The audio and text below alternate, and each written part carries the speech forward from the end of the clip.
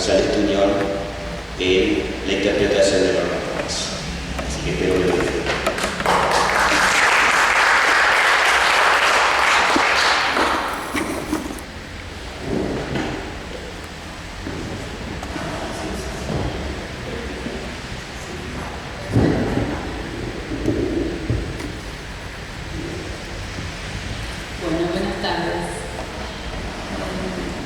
Habíamos acordado con Luis, un poco también a pedido de él, que yo hablara acerca de la vigencia de la poesía de Raúl González Tuñón. Cuestión sumamente ardua para mí, porque hablar ya de la vigencia de la poesía sería todo un mundo, muy difícil de abordar. Por lo que yo modestamente pensé en traer aquí algunas cuestiones que yo desde la academia estoy pensando con respecto a la poesía y a la figura de este poeta. Y bueno, esto es. Lo titulé Raúl González Tuñón, un poeta de vanguardia. Quisiera comenzar con palabras del poeta.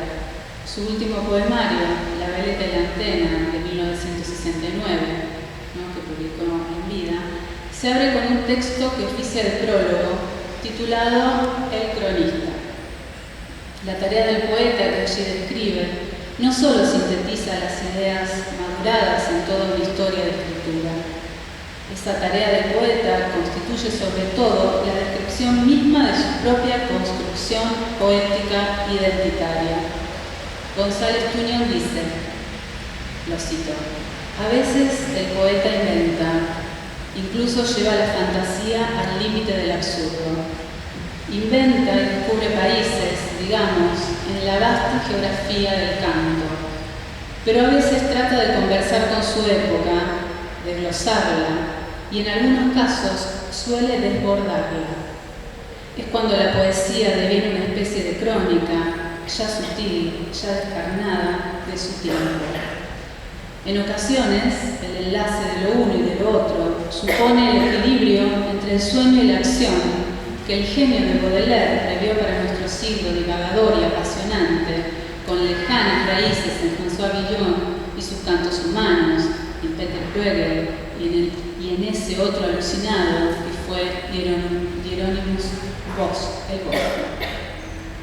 Exaltamos en general la libertad de las formas y los temas, en verso y en prosa, y a las imágenes como signo fundamental. Tendemos hacia ese lúcido realismo romántico que se expresa por el vehemente tono mayor o el profundo tono menor. Todos los tonos, toda la aventura que significa aquella vasta geografía lírica, y ese terreno inalienable en la conciencia del poeta. Lo contrario es el ruido, solo palabras, ruidos, aunque los llamen esenciales, el conformismo, la fácil evasión, un ejercicio sin carne y sin sangre, áspera y triste, solitaria derrota. ¿Por qué sostengo que Raúl González Tuñón es, en la medida en que seguimos transitando su escritura, un poeta de vanguardia? Pese a los rótulos que pueden adjudicarse a esta poesía, si poesía social, que alude al asunto o motivo de su escritura, o poesía militante, que refiere a los propósitos políticos que esa escritura pone de manifiesto, o si de preferencia, y siguiendo la definición de nuestro poeta, se la nombra como realismo romántico, pese a los rótulos y a la pesadez y anclaje que estos dan, decía, me resulta, sin embargo, productivo pensar su poesía y su imagen como poeta en términos de vanguardia. No sé si esta caracterización lo hubiese complacido. Seguramente no. Sabemos que cierta concepción artepurista de la vanguardia, heredada en gran medida de las ideas de Ortega y Gasset en la deshumanización en el arte de 1925, fue dominante en Latinoamérica, y contra ella batallaron no pocos poetas, entre ellos el propio Tuñón, Pablo Neruda o César Vallejo, buscando alejarse de ese criterio de vanguardia. Porque estos poetas, como muchos otros en Hispanoamérica y Brasil, forjaron su poesía con un profundo sentido humano, arraigada en la realidad más inmediata y en el devenir de la historia. De ahí que la idea de una vanguardia artística, entendida como praxis autónoma, escindida del campo social y del curso histórico-social, haya sido inconcebible para González Tuñón. Sin embargo, si pensamos en la decidida apuesta poética y política de las vanguardias históricas en el mundo, de la que el mismo Tuñón, poeta cosmopolita, formó parte en la Argentina de la década del 20, no es difícil construir su imagen de escritor en función del mundo en el que le tocó vivir. Pero sobre todo, interesa ver cómo eligió vivirlo a partir de la poesía. Y si pensamos que una apuesta vanguardista para el arte y la política no se reduce a un periodo histórico, sino más bien implica una actitud frente al arte y el mundo, puede decirse que un poeta es vanguardista más allá de haber pertenecido a un grupo de la vanguardia histórica, como fue el caso del joven Tuñón en relación con el martifierrismo porteño de los años 20. En el caso de González Tuñón, ser un poeta de acción, en el sentido de accionar con las palabras y también de intervenir performáticamente en el presente, pero haciéndolo siempre desde la poesía, mediante el camino artesanal de la palabra, y no solo de las lecciones directas sobre el mundo, como puede hacer un político, un mero propagandista, acusación que recibió nuestro poeta y supo ubicar con precisión el error de esa consideración. Ser un poeta de acción, decía, fue una decisión que desde el comienzo de su actividad literaria estuvo presente y la sostuvo hasta el final. La coherencia de sostenerla en el tiempo fue su rasgo más sobresaliente. Por eso, en el campo de las palabras, no fue una vanguardia que sondeara en lo irracional o en la sola indagación lingüística, pero sí en la fantasía, aunque como él mismo dice, el poeta pueda llevar esa fantasía, y lo vuelvo a citar, a los límites del absurdo. El sueño, la fantasía de la palabra, no fue un momento diferencial con respecto a otro, en el cual nos dice que el poeta a veces prefiere la conversación con el mundo. Creo yo, su indagación sobre el mundo y la fantasía no fue otra cosa que también conversar con la época. Y más que una oscilación entre las dos actitudes fue la conjunción del hacer poético, la fantasía, el sueño, enlazada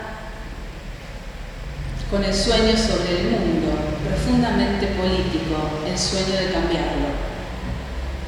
Así La Rosa Blindada, su primer poemario decididamente inclinado a las causas políticas, cuyo subtítulo es Homenaje también a la insurrección de Asturias y otros poemas revolucionarios sobre la revuelta asturiana de 1934, publicado en el 36, trae un prólogo manifiesto, a nosotros la poesía.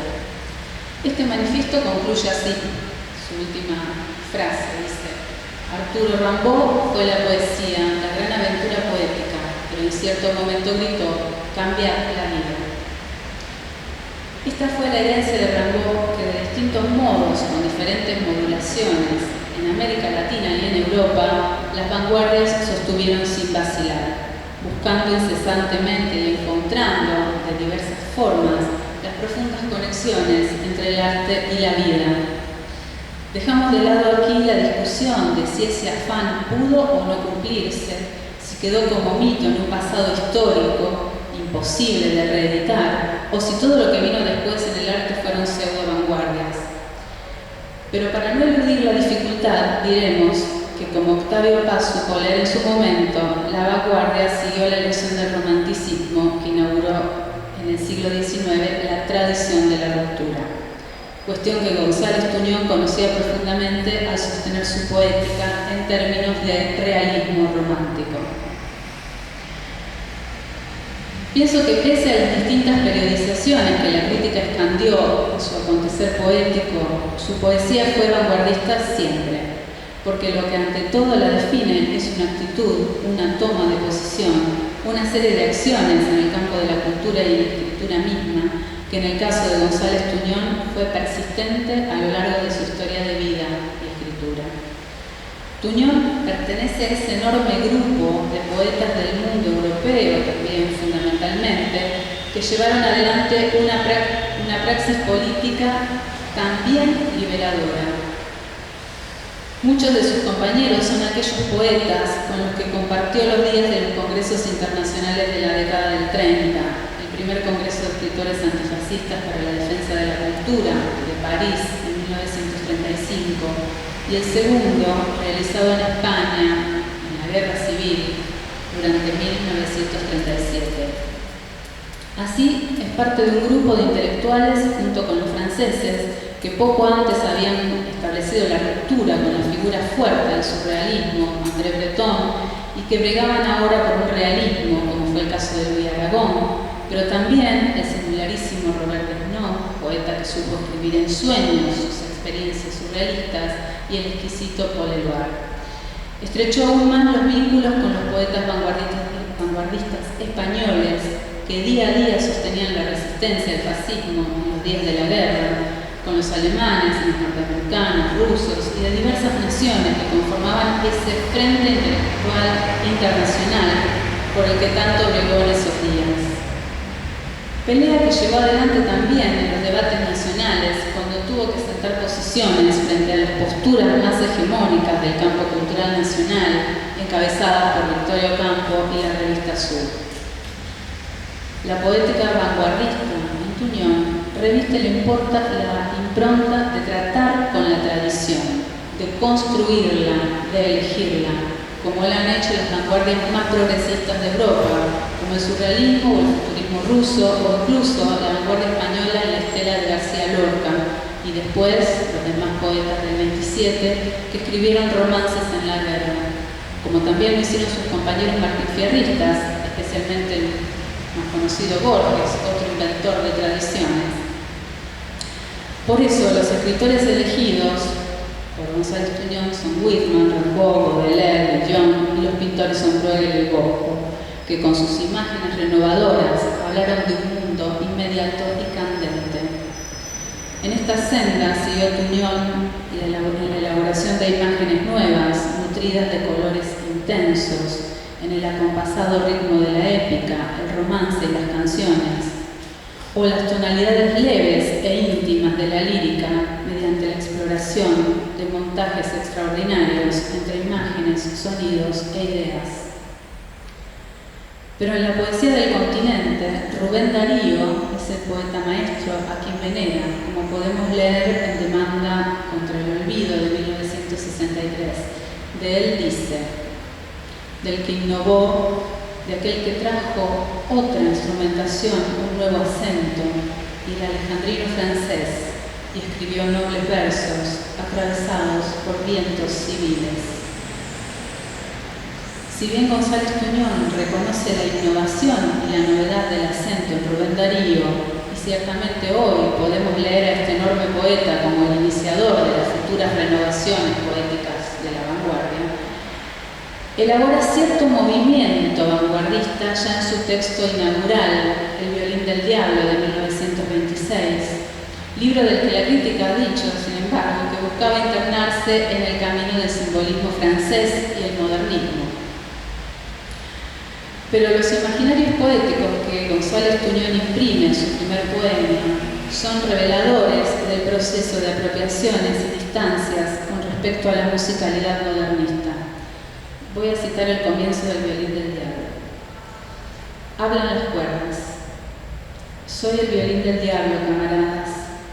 Así me llaman todos los hombres de los puertos, que dicen amarguras, mintiendo carcajadas.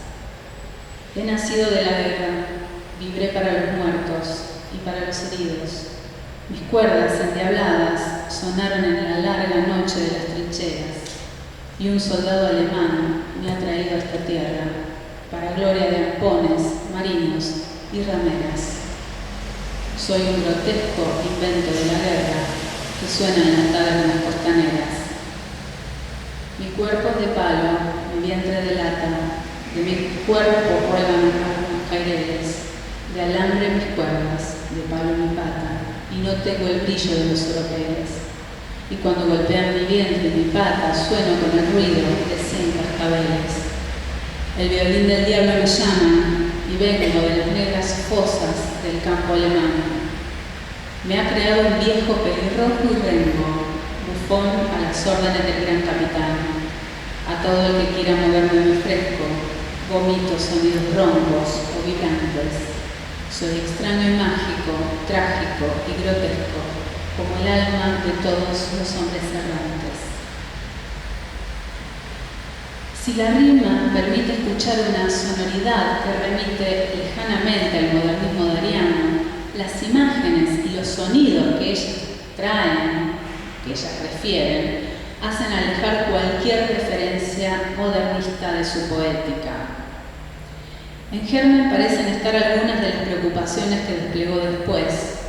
No solo el instrumento nació de lo atroz y esencial del siglo, la guerra, como sostiene el filósofo Alain Badiou, el siglo XX fue moldeado por la lógica de la guerra, ¿no? Sino que sus sonidos roncos o vibrantes, que suenan con el ruido de 100 cascabeles, son productos de los golpes del ejecutante sobre un monstruoso violín que no tiene el brillo de los oropeles.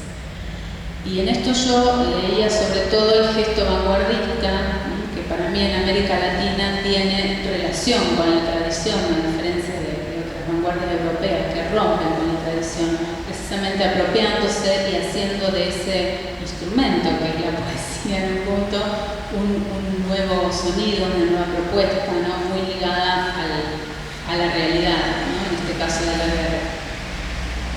Como se ha dicho tantas veces, la fuente de su poética en un principio estuvo en las zonas marginales de la ciudad, los bajos fondos de Buenos Aires primero, con sus personajes y ese mundo alucinatorio de las drogas, el puerto y el circo que la mirada del flaner porteño construye. Después, en las ciudades provincianas, donde también encontró historias y personajes.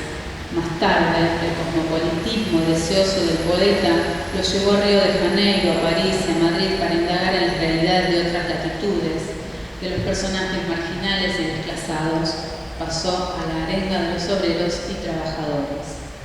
De este modo, se trata de una poesía del presente, lanzada al futuro, en el que el pasado se vislumbra, al decir de Beatriz Arlo, como flashback, sin melancolía. Poesía, la cito a Sarlo, poesía de solidaridad y no de nostalgia. La escena del bajo fondo tiene también el atractivo de la transgresión literaria e ideológica. Sin embargo, no solo trasunta del margen a la política. En los poemas de González Tuñón, en sus distintos momentos o épocas, el trabajo exploratorio con el lenguaje retoma y reelabora elementos de la cultura popular, de la poesía y la música popular. Así sucede con los blues, con las canciones de Juancito Caminador, su heterónimo, o los romances y coplas en sus versos dedicados a España, y más tarde con el tango, su último libro de poemas, por ejemplo, cuyos títulos evidencian el resultado de la exploración genérica, el poetango. Del mismo modo, lo había hecho con la poesía de cuento. Así mencionó a los textos que componían El otro lado de la estrella, de 1934. Por otro lado, la figuración del yo como otro, es decir, la ruptura con la unicidad de un yo desde el cual mirar el mundo, en su caso Juancito Caminador, también revela el gesto vanguardista de la ruptura, no ahora con respecto a cambiar el mundo, sino con respecto a la subjetividad, a mirarlo de otro modo. Estas operaciones, lejos de todo elitismo, revelan que la vanguardia poética en Tuñón se traduce en la búsqueda incesante por moldear una voz equilibrista, en la difícil vía de la búsqueda poética singular, la reelaboración de los materiales de la tradición y de la cultura popular, pero al mismo tiempo como emergencia del mundo presente para volver enseguida a él. Algunos de sus textos, como los escritos en los días fragorosos de la Guerra Civil Española, son concebidos como documentos, como la serie de crónicas poéticas Las Puertas del Fuego, documentos de la Guerra de España. No solo es una poesía política, también es una poesía de la memoria. Demanda contra el olvido se titula el libro que en 1960 1963 editó la editorial Horizonte, con los jóvenes que llevaban adelante esa editorial y a la colección de libros de poesía, precisamente en homenaje a Tuñón, titularon La Rosa Blindada. Además de recordar numerosos escritores en demanda contra el olvido, rememora acontecimientos del pasado y del presente. Evidentemente las guerras fueron improntas o cicatrices sociales que también dejaron marcas ineludibles para su poesía. De este modo, las dos guerras de las que fue testigo directo en la década del 30, la primera, la guerra del Chaco Boreal entre Bolivia y Paraguay en 1932, a la que viajó como cronista de guerra del diario Crítica, y la que más tarde lo llevó a comprometerse política y poéticamente en la Guerra Civil Española, fueron motivo de la poesía en libros posteriores. Durante la Guerra del Chaco, el poeta enviaba cada crónica con un breve epígrafe inicial, que a lo largo de las entregas fue conformando el poema La Pequeña Brigada, que sería publicado años después en Todo Baila. La Guerra Civil Española, con su camaradería de poetas, fue recordada en numerosas ocasiones, sobre todo por lo atroz de la guerra. Si la vanguardia, como ha sostenido el crítico y teórico del arte, Hal Foster, no es un período de la historia del arte, sino que vanguardista es un modo de habitar el mundo, donde el arte encarna lo real hasta la exasperación y hace del retorno su movimiento en el tiempo, es decir, un retorno que proviene siempre del futuro. En coincidencia sorprendente con este punto de vista, podemos decir que González Tuñón lo que el propio poeta dijo a propósito de otro poeta, Paul Eluard. Les voy a citar el breve texto que está en demanda contra el olvido. Paul Eluard, y yo podría decir, irrespetuosamente cambiándole el poema, González Tuñón. Otro nombre en la lista de los siempre modernos. Este era un poeta de su tiempo y del tiempo. Los poetas atrapan instantes y los fijan. Y ahora está en el futuro, porque está en el pasado. El poeta Tuñón es un cronista, y por supuesto, como cronista periodístico, es un poeta. Nacional y cosmopolita, viajero y activista. Pese a todo lo que aquí digamos, sin duda nos desafía, porque se ubica muy distante de las clasificaciones clausurantes, porque su poesía es porosa a la complejidad del mundo y la historia. Al mismo tiempo construye un mundo y una historia en el decir, porque se trata de un poeta que por sobre todas las cosas contempló, animó, cantó, y sencilla y difícilmente se propuso intervenir el mundo desde la poesía.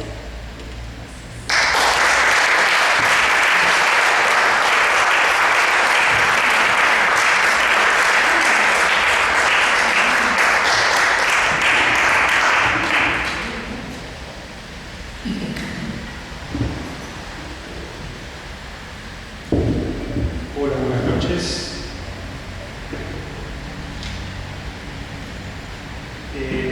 Esta noche, esta tarde-noche, evoca también uno de los poemas más bonitos de González Tuñón, que es Lluvia.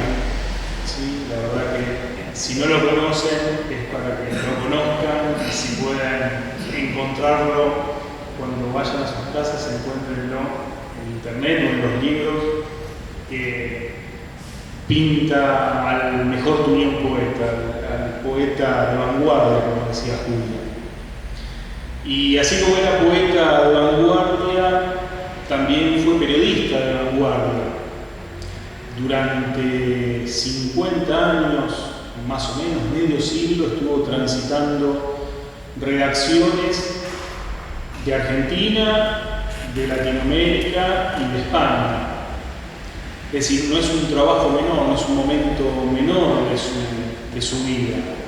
No es un trabajo que haya quedado minimizado por la poesía, al contrario. Y cuando yo estuve investigando sobre este Tuñón periodista, me iba sorprendiendo de la cantidad de notas y artículos que iban apareciendo desde sus inicios en el diario Crítica, en el vespertino Crítica de Natalio Botana, en los años 20, hasta en el diario Clarín, en los años 70. En el medio hubo un montón de tránsitos como decía antes, por redacciones de Argentina, de Latinoamérica y de España. Y era un descubrir permanente de textos periodísticos, pero que estaban repletos de poesía. ¿Sí? La poesía estaba llena en esas prosas, en esas notas informativas, y muchas veces venían combinadas la nota periodística en prosa con el verso referido al mismo tema. ¿Por qué Tuñón periodista? Es decir, ¿por qué analizar a Tuñón desde el ángulo de su trabajo cotidiano, de ese trabajo que le daba el salario para comer? Porque me parece que es el Tuñón menos conocido, el Tuñón que muchas veces ha quedado relegado, pero que va siempre de la mano del Tuñón poeta. Y en este siglo XXI me parece que rescatar a un periodista poeta o poeta periodista que trabajó con tanta sensibilidad la palabra, las ideas, las imágenes, enriquece por lo menos a la profesión de cronista, a la profesión de hombre de prensa. Y lo digo desde este lado del mostrador de quienes trabajamos como periodistas, ¿no?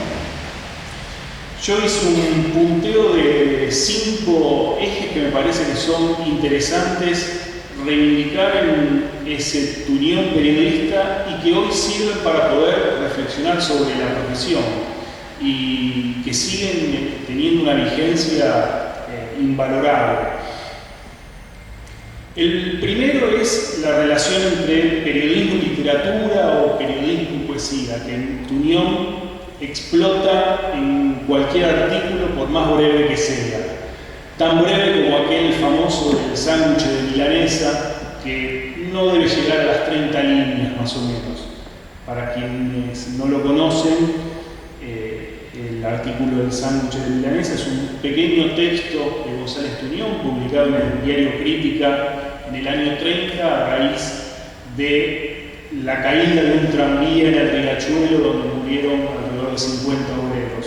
Y él se detiene en una imagen de un sándwich de milanesa que pertenecía a un adolescente, a un obrero adolescente, y en 30 líneas resume la vida de ese niño obrero, la poesía que tiene ese hecho trágico, la muerte del niño ahogado en el Riachuelo, y que me parece que es uno de los ejemplos más fuertes de la mejor prosa poética de esa unión entre periodismo y literatura, en este caso más precisamente entre periodismo y poesía.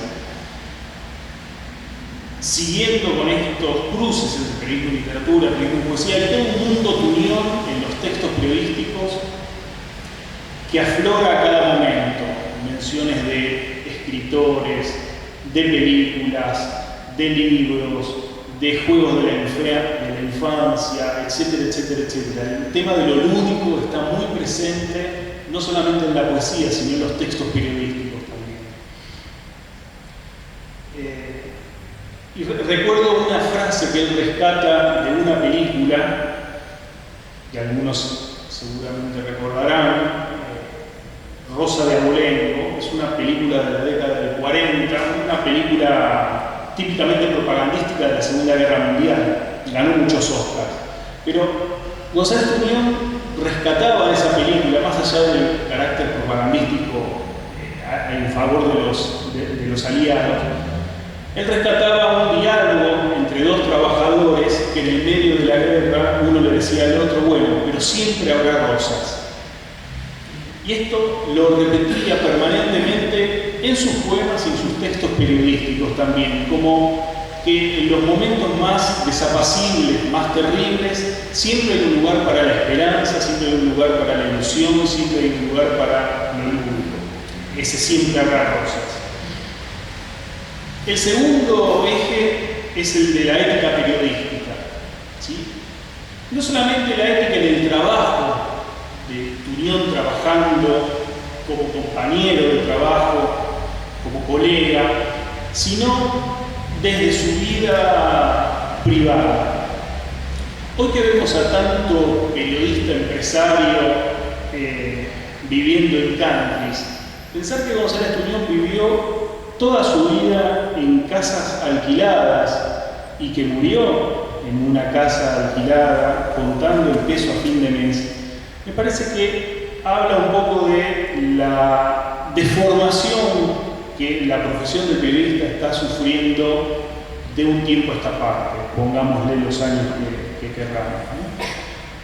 Rescatar a la figura como González Tunión, a esa ética periodística, a esa honestidad en la profesión, me parece que es bueno para pensarlo desde el hoy, ¿no?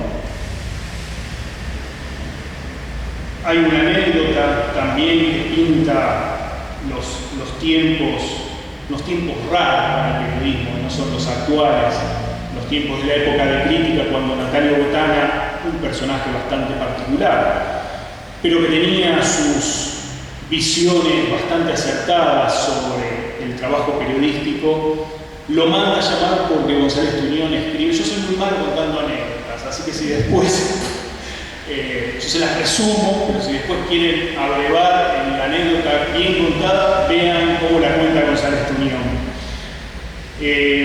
Natalio Botana lo manda a llamar porque Tunión había escrito un artículo en contra de la empresa automotriz Ford, porque estaba devastando la selva en el Amazonas, en Brasil, para extraer caucho para los neumáticos.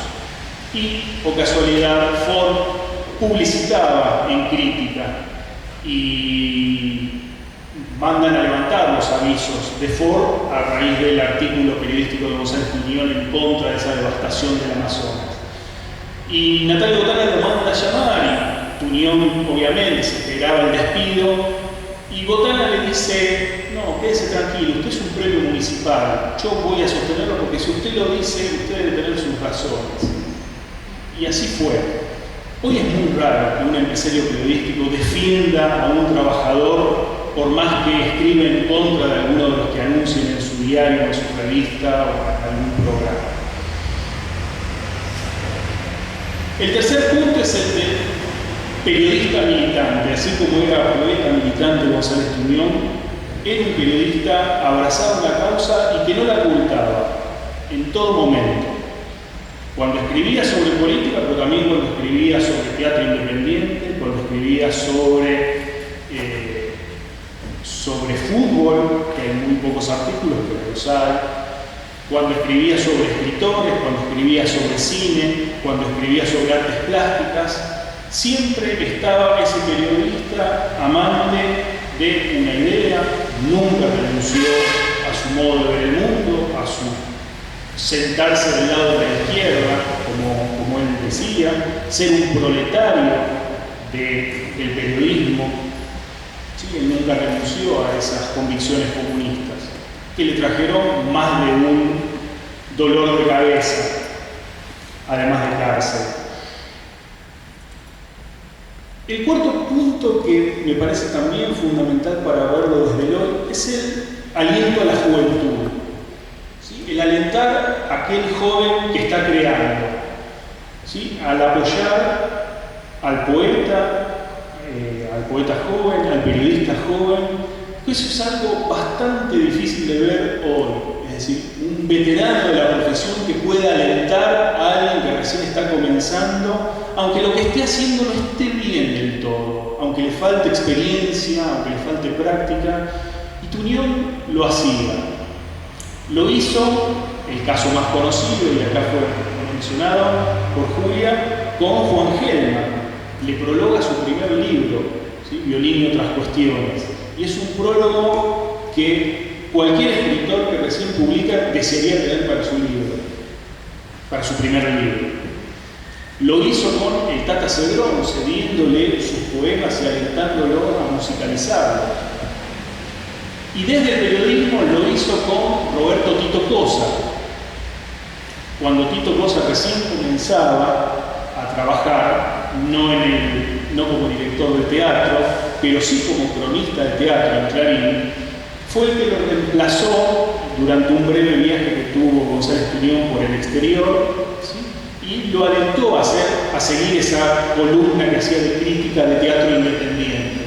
¿Sí? Un Tito Cosa de 18 o 20 años. ¿Sí? Ese aliento al joven que antes había, me parece que hoy es muy difícil de encontrar. Y por último, para cerrar este quinteto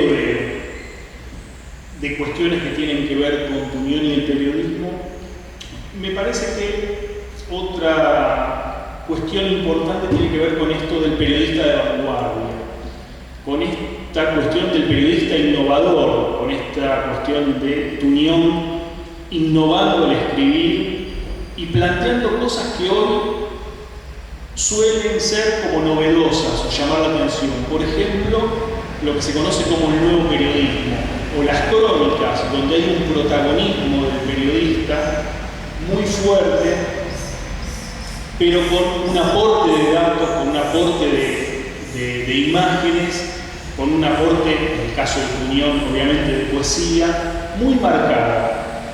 ¿Sí? Es esto que en el libro Operación Masacre de Walsh es como el estallido en la Argentina de ese nuevo periodismo, o en La Sangre Fría de Truman Capote. Tuñón ya lo hacía en la década del 30. No quiere decir que sea el primero, ¿sí? Pero sí podemos decir como uno de los pioneros. Las crónicas que escribió González Tuñón, en crítica también, sobre Villa Desocupación, la primera Villa Miseria, acá muy cerquita, en Retiro, para el diario Crítica, vestido como pordiosero, entrando a esa villa y describiendo los personajes que en ella habitaban, son de un realismo y de una poesía que bien podrían estar escritas en el 2012. Otros textos de este mismo estilo los escribió muchos años después en una serie de viajes que González Tuñón hace a fines de los años 40 en el norte argentino, Jujuy, Tucumán, Santiago del Estero.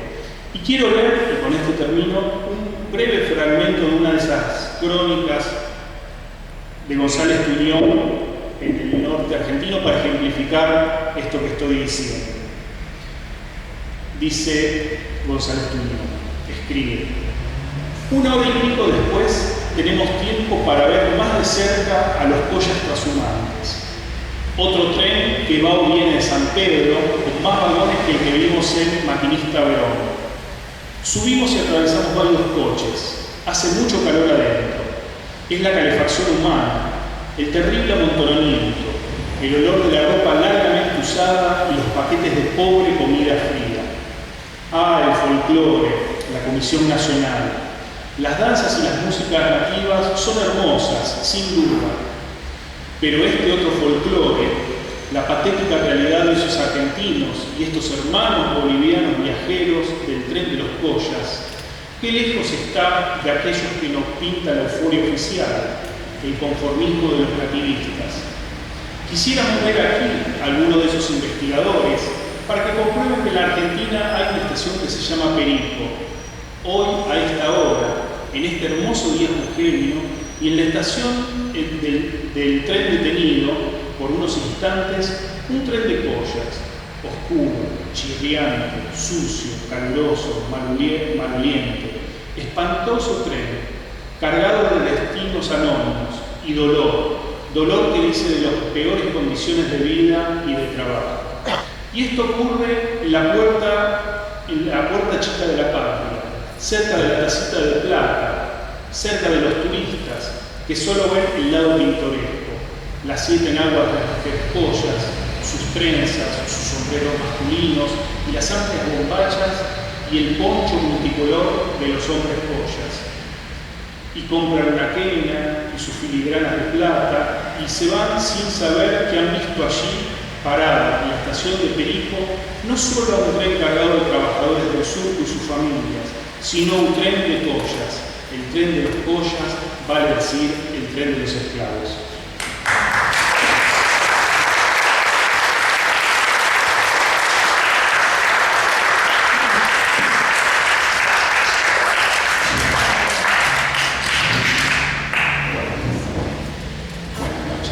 Ustedes saben que el hecho de ser pariente de Raúl González Tuñón en esta mesa es para mí una limitación. ¿Por qué digo que es como una limitación?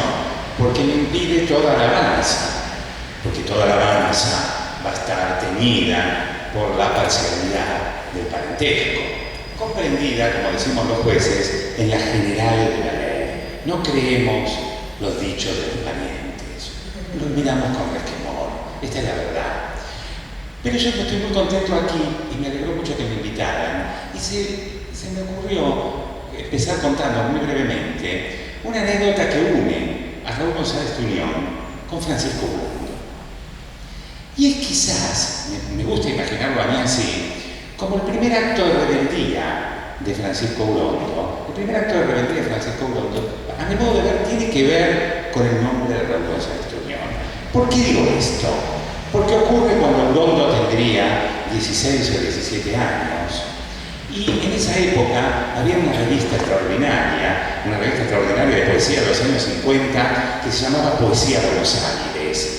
Era una revista un poco elitista que defendía el arte por el arte, muy alejada de lo que podría ser la inquietud social, que tenía una especie de editorial también que publicó y tradujo muchos poetas franceses, una gran revista la dirigía Raúl Gustavo Aguirre y que hacía unas reuniones mensuales en una biblioteca que se llamaba Cornelio Saavedra, también un nombre solemne, ¿no? Y en la cual eran reuniones abiertas, en la cual llega en una oportunidad Francisco Urondo, muy joven, de 16 o 17 años, vestido de traje, con una corbata muy finita, así lo recuerda Raúl Gustavo Aguirre, peinado muy a la gomina.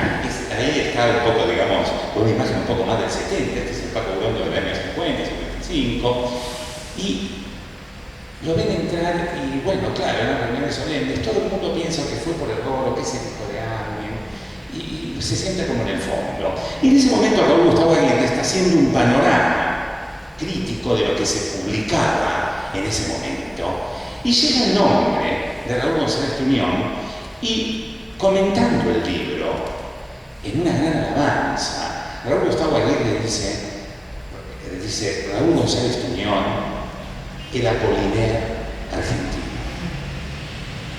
Y ahí se hace un silencio y Francisco Urondo dice, Apollinaire, dice desde el fondo. Apollinaire, vuelve a decir. Y Raúl Gustavo Aguirre dice, sí. Ah, porque para mí, Apollinaire es el Raúl González Tuñón francés. Este es el primer acto de rebeldía de Francisco Urondo, ¿no? Es una cosa interesante de contar, esto lo recordaba siempre Raúl Gustavo Aguirre. Y claro, logra un pequeño triunfo. Nadie podía decir, no podía haber un debate en ese juego donde uno había dicho, ese es el primer triunfo, el primer acto de rebeldía de Francisco Urondo. Entonces me gustaba recordar esta anécdota. Para que mi alabanza, que es detenida, como dije, por el parentesco, por el general de la ley, alabanza que también es la de Urondo, fue una gran alabanza, ¿no? Voy a recordar solo 3 momentos poéticos que a mí me parecen indiscutibles, objetivos de Raúl González Tuñón. El primer momento, que a mí aún ahora todavía me impacta, es el poema Hecho 20 centavos en la lámina. ¿Por qué me impacta a mí ese poema? Porque es un poema de los 16 años. ¿Quién puede escribir ese poema de los 16 años? ¿De dónde está esa especie de sabiduría escéptica, ese ritmo? ¿De dónde viene eso? ¿Qué poeta de la generación del 22 tiene un poema así? Eso es objetivo. ¿Quién puede escribir ese poema? Hay como una sabiduría, qué sé yo, una sabiduría prenatal. Yo no sé quién puede escribir ese poema. Que alguien me muestre a mí un poema, disculpen el fervor, pero que alguien, ya lo estoy volviendo parido, ¿no? Pero que alguien me muestre a mí un poema de poesía. Realmente es un desafío que yo quisiera hacer. No conozco ningún poeta que tenga un poema a esa edad. Es decir, hay algo como casi de Mozart en ese poema. Es decir, el prodigio muy intenso. Segundo momento indiscutible, la casa el gran libro del libro escrito en París. El otro día alguien dijo, Raúl González Tuñón, el surrealista argentino, en ese libro hay algo mucho más que el surrealismo, está la superación del surrealismo. En ese libro el surrealismo ya está digerido, ya está asimilado, está lo mejor del surrealismo y está desechado lo que iba a quedar, lo que no iba a quedar del surrealismo, esa especie de ruptura por la ruptura misma sin profundidad. Entonces, La calle de Agujero en la Media, objetivamente, es la superación del surrealismo a los 6 años del manifiesto. Yo creo que esto es una cosa objetiva, creo que nadie la puede discutir. Y el otro punto, que me parece indiscutible, es el tema de la poesía social en la Guerra Civil Española. Es decir, ese lirismo social de la Guerra Civil Española, en el cual Raúl González Tuñón escribe en todas las formas posibles, romances, sonetos, versos libres. No hay ninguna forma que no esté manejada con un contenido de muchísima poesía. Yo no iba a nombrar a Octavio Paz, porque me pareció que nombrar a Octavio Paz, confieso, venía un poco reprimido con nombrar en el centro. Dijo, bueno, ya que se animó la profesora, yo puedo haber nombrado a Octavio Paz. Octavio Paz dijo, es el Darío de la poesía social. Es decir, es la nueva voz, es el fundador, hay que decir, es el Darío de la poesía social, ¿no? Es decir, todo después, toda la poesía de la Guerra Civil Española viene después. Y yo creo que estos 3 elementos son objetivos que nadie me los podrá refutar. Y por eso estos 3 elementos y esta anécdota también de la primera rebeldía de Paco Urondo, que tiene a su vez este juego de valentía de decir el Apollinaire argentino, no, Apollinaire es argentino. Bueno, muchas gracias.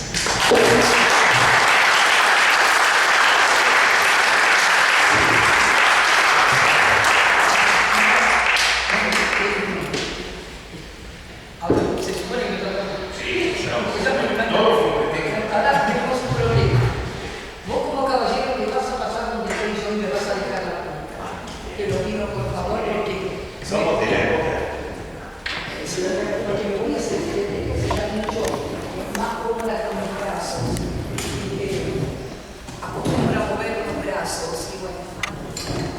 Lo que pasa acá, que yo recitar no sé, pero yo me siento decidora, yo digo, yo te cuento. Y entonces a veces, en mi pasión, no sé si lo necesito tanto. Muchas gracias, Luis.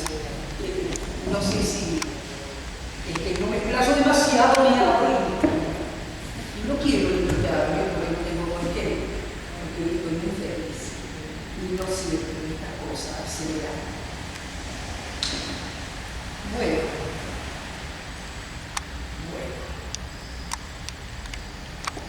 Es preciso que nos entendamos. Yo hablo de algo seguro y de algo posible. Seguro es que todos comen y viven dignamente. Y es posible saber algún día muchas cosas que hoy ignoramos. Entonces, es necesario que esto cambie. El carpintero ha hecho esta mesa verdaderamente perfecta, donde se inclina la niña dorada y el Padre Celeste resalta. Un ebanista, un albañil, un herrero, un zapatero también sabe lo suyo. El minero baja a la mina y al fondo de la estrella muerta. El campesino siembra y ciega la estrella ya resucitada. Todo sería maravilloso si cada cual viviera dignamente. Un poema no es una mesa, ni un pan, ni un muro, ni una silla, ni una boda. Un poema es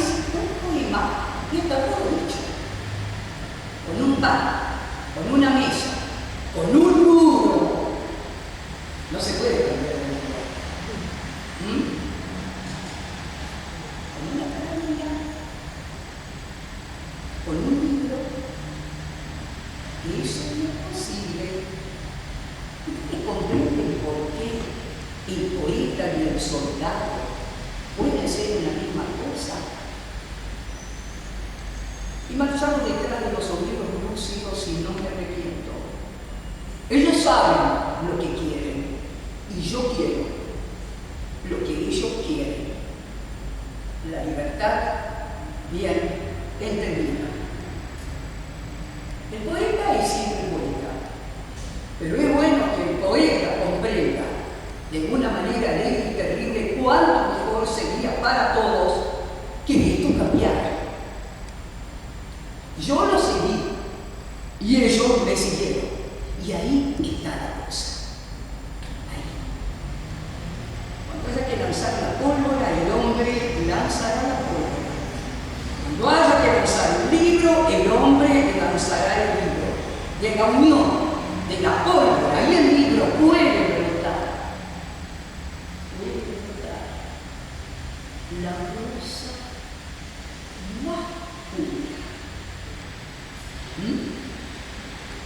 Digo al pequeño cura y al ateo de Rebolica y al ensayista neutral, al solemne y al frívolo, al notario y a la corita, al buen enterrador, al silencioso vecino mío del tercero y a mi amiga que toque el acordeón. Mira la mitad. Vamos a dejar la cara bajo la campana de mi historia. No quiero ser la boca atada. Tampoco tengo nada que ver con la mosca. No quiero ser abeja, no quiero ser hormiga, no quiero ser únicamente cigarro. Y tampoco tengo nada que ver con el mono. Yo soy un hombre y quiero ser un verdadero hombre. No quiero ser, no jamás, una mosca aplastada bajo la campana de vidrio. Ni colmena ni hormiguero. No comparen a los hombres nada más que con los hombres. Dadle al hombre lo que necesita. Las pesas para pesar, las medidas para medir, el pan ganado altivamente, la rosa del aire, el dolor auténtico, la alegría sin una mancha. Tengo derecho a vida.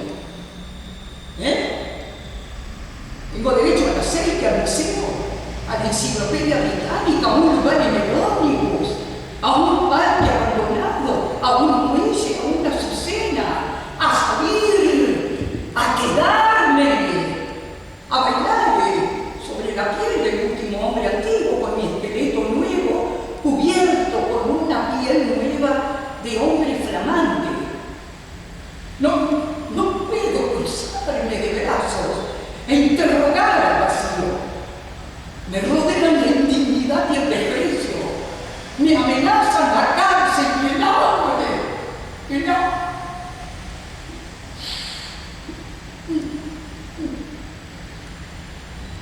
No se puede ser libre enteramente y estrictamente digno ahora, cuando el chacal está a la puerta esperando que nuestra carne caiga podrida.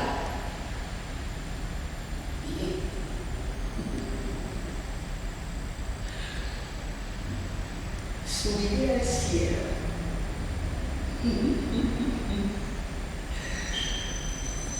Le pondré un gatillo a la luna.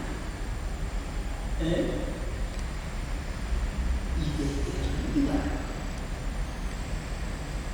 fusilaría todo el mundo suavemente.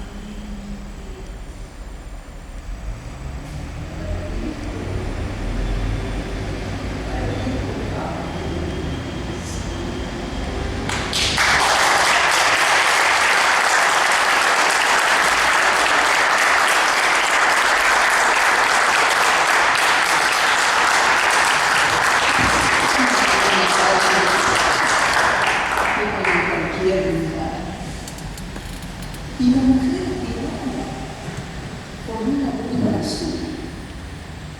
Yo conozco la música de un barrancón de feria, barquitos en botella y humo en el horizonte. Yo conozco una calle que hay en cualquier ciudad. Ni los labios secados sobre un viejo cantar, ni el afiche apagado del grotesco armazón telaraña del mundo para mi corazón, ni las luces que siempre se van con otros hombres de rodillas desnudas y de brazos tendidos. Tenía unos cuantos años, iguales a los sueños que acarician de noche a los niños dormidos. Tenía el resplandor de una felicidad y veía mi rostro fijado en las vidrieras y en un lugar del mundo. Yo era un hombre feliz. ¿Usted conoce paisajes pintados en los vidrios y muñecos de trapo con alegres montes y soldaditos juntos marchando en la mañana y carros de verduras con alegres colores? Sí, yo conozco una calle que hay en cualquier lugar y mi alma tan lejana y tan cerca de mí, riendo de la muerte y de la suerte y feliz como una rama de viento en primavera. El cielo está cantando. Te digo, amo la guerra. Es simple, querido. Es como el globo de luz del hotel en que vives. Yo soy la escalera y la música viene a mi lado. La música. Los dos somos gitanos de una turba ronda. Alegres en los altos de una calle cualquiera, alegres las campanas con una nueva voz. Tú crees todavía en la revolución y por el agujero que coses en tu media sale el sol y se llena todo el cuarto de sol. Yo conozco una calle que hay en cualquier lugar. Una calle que nadie conoce ni transita. Solo yo voy por ella, con mi dolor desnudo y con el recuerdo de un hombre querido.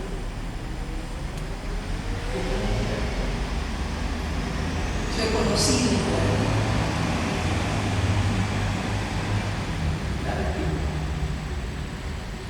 Decir que yo he conocido es decir algo.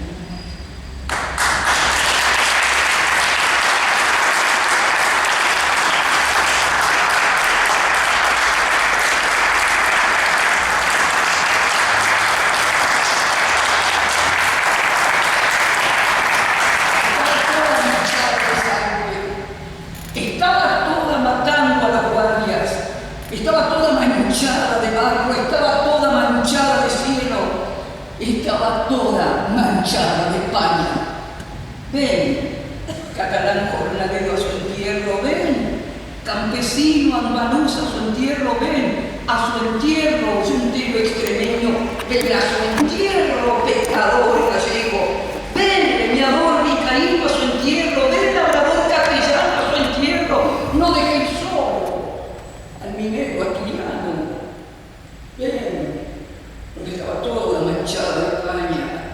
Ven porque era la novia de octubre, ven porque era la rosa de octubre, ven porque era la novia de España. No dejéis sola su tumba del aire, donde se mezcla el carbón y la sangre. Florezca siempre la flor de su sangre sobre su cuerpo vestido de rojo. No dejéis sola su tumba del aire. Desfilan los guardias de asalto, cuando el obispo revista las tropas, cuando el verdugo lo tortura al minero, ella, agitando su túnica roja, quiere salir de la tumba del viento, quiere salir llamados hermanos y regalados de valor y esperanza, y recordaron la fecha de octubre, cuando caían las frutas de acero, y estaba toda manchada de España, y estaba toda la novia de octubre